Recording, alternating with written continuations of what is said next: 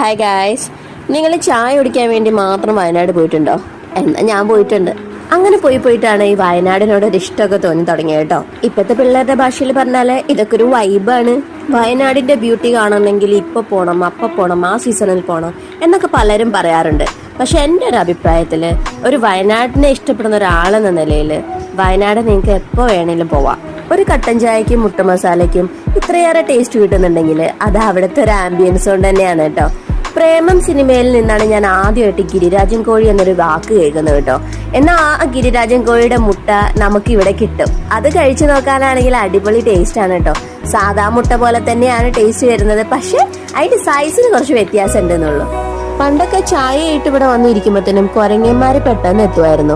ഇപ്രാവശ്യത്തെ യാത്രയിൽ എന്തായാലും അവരെ കണ്ടില്ല കേട്ടോ. അങ്ങനെ അതൊക്കെ ആലോചിച്ച് ചായ ഓടിച്ചുകൊണ്ടിരിക്കുമ്പോഴാണ് ഒരു ലോറി അവിടെ വന്ന് സ്റ്റക്ക് ആയത് കേട്ടോ. സത്യം പറഞ്ഞ ഈ ചുരത്തിലൂടെയൊക്കെ ഹെവി വണ്ടികൾ ഓടിക്കുന്ന ഡ്രൈവർമാരെ സമ്മതിക്കണോ അല്ലെ. യാത്രകൾ തുടരുകയാണ്. അങ്ങനെ ബാക്കി കാഴ്ചകളൊക്കെ അടുത്ത വീഡിയോയിൽ ഉൾപ്പെടുത്താം കേട്ടോ.